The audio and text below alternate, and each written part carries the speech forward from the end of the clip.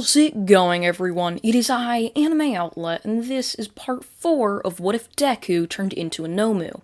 And now, let's begin. Izuku puts his hands in the air before being told to walk towards a couple of heroes. Izuku would do this as they would then put quirk-canceling handcuffs onto Izuku's hands, before shoving him into a quirk-canceling cop car, which was specially made and armored so that no villain, no matter how powerful, could manage to escape. As all of this would be happening, Izuku would be driven down before being shoved into an interrogation room with even more quirk-canceling technology. As Izuku would be sitting in the table with his handcuffs just tied down to the table so he basically couldn't get up, all of a sudden Nezu would walk into the room before sitting down very calmly. All of a sudden he would raise his hand and slam his fist down onto the table. "Damn it, Izuku, tell me where the hell Class 1A is," he would say. However, Izuku would only shake his head. "Oh, if I were going to tell you that, Nezu, you'd sure be disappointed, as you'd find that Class 1A has already turned into Nomus.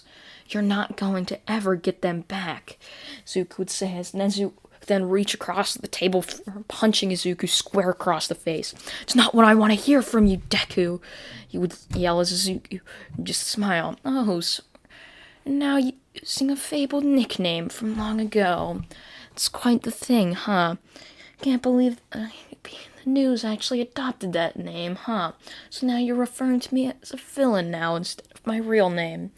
Quite the interesting one you are, Nezu, I have to say," Izuku would say. Nezu would just shake his head. "Stop messing around, damn it! Tell me where the hell my students are." All of a sudden, Aizawa would walk into the room before putting his hand on Nezu's shoulder. "Nezu, calm down. You don't have to be doing this right now," he would say as Nezu would only shake his head. "I have to know where Class 1A is. You always be lit on fire if something like this were to continue. Right now, the public still thinks they're just being kept in UA because of that. We were able to shut off all the cameras and have everyone out. Can't believe we're somehow managing this. All of our parents are wondering what our kids are. This isn't going to last for long, Aizawa. We have to find out. So we're going to go under. Possibly be thrown in jail, too, for losing their kids." Aizawa would only shake his head before telling Nezu to calm down. "Calm down, Nezu. I'm sure we'll find Class 1A eventually. After all, there is tons of heroes helping the search as of right now, so it's only a matter of time until they're found." Izuku would continue on smiling before being shoved into a jail cell. "Well, if you don't want to tell us where the location is, then we might as well just leave you here," as Izuku would smile before staring directly into Nezu's eyes. "Oh, Class 1A is actually closer than you might think." All of a sudden, massive explosion would be heard as a massive hole would be seen right in the wall of Izuku's cell, as there stood just around 20 Nomus, all there that each their own just characteristics that made them look exactly like some of Class 1A members. However, they looked like bird monsters. As Nezu and Aizawa would both look on in shock, they would jump in trying to stop Izuku from running away. However, the Bakugo Nomu would jump down, grabbing a hold of Izuku before using explosions to get away, as the rest of the Nomus would follow shortly behind it. As finally Izuku would end up making his way back to the League villains just hide out due to the help of the just 1A Nomus. So with that, Izuku would walk into the bar before seeing Shigaraki smiling. "Ah, I guess you're finally back. Guess the Nomu squad of Class 1A is actually quite useful after all," Shigaraki would say as Izuku would only just smile. "Oh yes, they are quite useful after all," Izuku would say.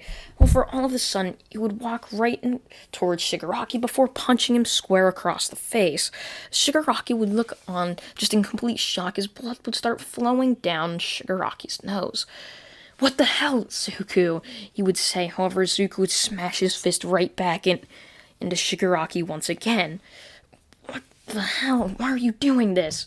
As Izuku would then slam Shigaraki's head down onto the table, knocking him completely out, as he would then high up. All for one up just watching this on through just the cameras as he would create a portal or going there and yelling at Izuku. "What are you doing, Izuku?"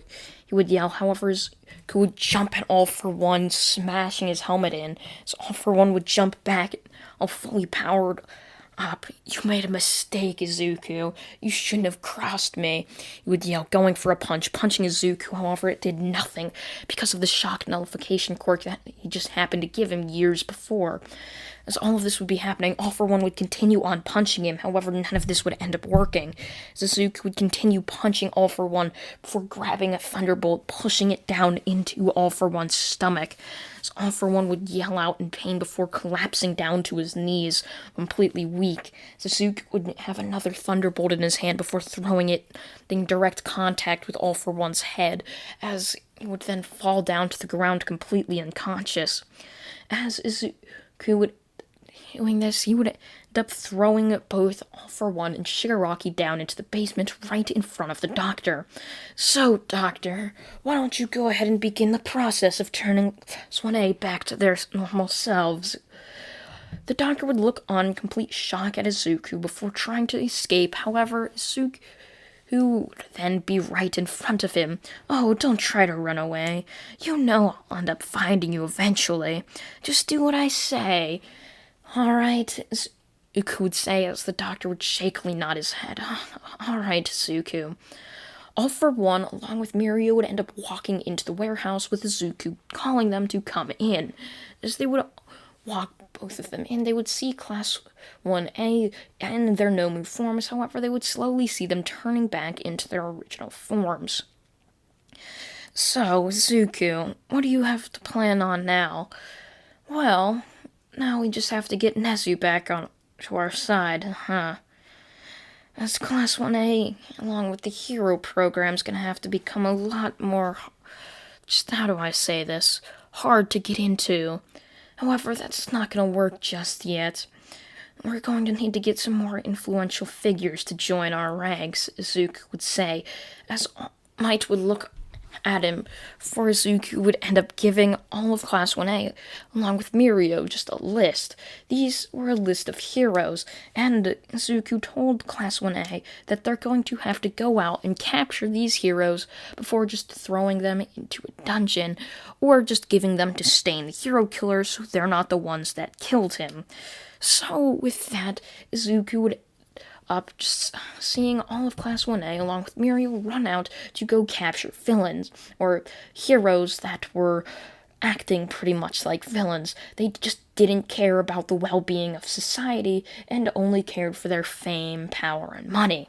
So, just about a week later, the super-powered Class 1A, with all of the new quirks that they got from the Doctor, since they turned into super-powered high-end Nomus, they would all easily be able to capture many of the heroes.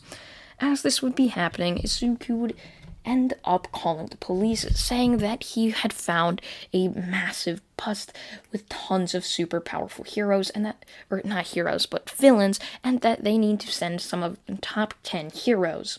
As this was all happening, Izuku would stage just the scenery before all of the heroes would end up coming right in, mostly just the top 10 heroes. However, many of them would instantly just be blasted with a quirk-canceling ray, thanks to the Doctor, who had to mate it due to Izuku's request, as they would then just be seated in chairs tied up, as Izuku would then start to question them. With Class 1A standing behind him, Izuku would slowly, one by one, let all of these heroes go. However, he wouldn't let just Endeavor go. Endeavor would yell why he was still being kept in this chair, as Izuku would then just step forward. "Oh, Endeavor, you're one of the worst heroes. I know damn well you only care about being a hero for all of the fighting, and I know you wanted to surpass All Might for years, thanks to Todoroki telling me. I also know what you did to your kids. It's not very nice of you, you know. So, Todoroki, why don't you go ahead and tell these heroes are still quite confused on what Endeavor did to you and your family." Izuku would say as Todoroki would nod his head, stepping forward, telling many of the heroes. Many of them were just in shock and were just confused. Izuku wanted to stop all of just the corruptness in hero society, and that really looked like it was just for the common good. They couldn't, stop someone who's doing something for the best of society. They all wanted, many of them at least, wanted to become heroes to save as many people as possible, and this plan, as Izuku had suggested, surely was going to do something the sort of that. So that would all just decide to join Izuku. Izuku just happened to be quite the talker after all with his intelligence quirk, so he knew just the way to persuade all of those heroes into joining him in his ranks. So now with many of the top 10 and Izuku putting Endeavor into just sort of a prison and would have one of the top 10 heroes guard him at all times, just hoping to try to shift him, along with Todoroki standing there as well, trying to teach Endeavor how to actually be a hero. Because sure, he is the hero, but he is still sort of corrupt, and basically he needs to pay for the crimes that he did with abusing his children like Todoroki. So with all of and Izuku, along with the top 10 heroes, had quite the influence, and when word got out that the top 10 heroes had defected on to the Vigilante, or the League of Vigilantes side, many of the public would start to support the League of Vigilantes, also after Izuku was to hack the news and spread his message. So with that, Izuku would have many of the top 10 heroes going around just spreading the word, while also evading many of the other heroes that tried to stop them, while also convincing many of them to join them as well. As this would be happening, Izuku would be sitting down in a chair and just watching as all of this would be happening, with many monitor screens in front of him, with news articles and just the news playing at full blast. They were blasting the heroes, just saying how corrupt the society was, along with Izuku just giving an entire list of all of the corrupt heroes that he had not captured yet, and just telling all of the reasons why they're corrupt, making the public eye start to hate heroes even more and lean on towards the vigilante side. And it didn't help that the vigilantes were also capturing villains too, while also taking down some of the corrupt heroes within the hero ranks. And so months would end up passing as the public had almost completely shifted on to the League of Vigilantes side, along the government wanting the people's support as they couldn't win a war without it.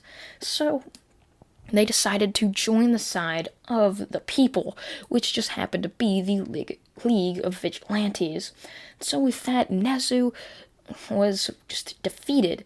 He wanted to continue on his hero school, but he knew there was no chance of it. However, when he would end up being led on by Aizawa to go on and meet with Izuku, Aizawa had decided to join Izuku's ranks months before. Since Aizawa had contact with Nezu, he would bring Nezu in to speak with Izuku. Ah, Nezu, it's finally time we end up meeting again. So, the Hero Society shouldn't be destroyed. I just think, well, it should be destroyed from where it is right now, but it should be built from the ground up once again. And that means UA should remain open. However, a test on what the people want, or what the people that are trying to get into want, and what they are trying to get into and become heroes for. Izuku would say as Nezu would nod his head. That sounds easy enough to me. I guess I've just been letting in too much corrupt heroes after all. I've seen throughout the many months of UA just alumni getting captured, all of that just for being corrupt and doing steals or working with villains. So I guess you have a point, Izuku. Izuku, with his vast influence, would then have taken control of UA, and with that, Hero Society was basically just destroyed. They didn't have the backing of the government, or even some of the biggest hero schools that joined the likes of Izuku. And so with that, Izuku would begin his major rebuilding process. having all of the corrupt heroes losing their license and becoming civilians, and if they tried to become villains or do anything with their powerful quirks and knowledge, they would just be thrown in jail. And with that, Izuku, along with Nezu and many of his original members, like Class 1A and the top 10 heroes, would become heroes, and they would also be some of the higher-ups overseeing many of the newer heroes to make sure their ideals were set and that they just knew why to become a hero, and that was to save as many people as possible. Izuku now becoming a hero as well, even becoming the #1 hero, as with his many powerful quirks, he was easily able to just defeat all of the villains or corrupt defect heroes that had defected towards the villain side, and Izuku would completely take care of that, and even the crime rate would end up dropping down significantly with the help of Izuku and just the new federation of heroes, the new republic of heroes. I don't really care what you end up calling it. So with that, Izuku becoming the #1 hero and making the world into a better place, making sure that the corruptness within hero society has been taken care of. And that is where this what if ends. I'm sorry that it was quite the short what if, as it was only 4 parts long. However, I hope you all did enjoy what if Deku turned into a Nomu. It was fun to make, and I thank you all for watching. I hope you all did enjoy this what if, and yeah, I thank you all for watching once again, and goodbye.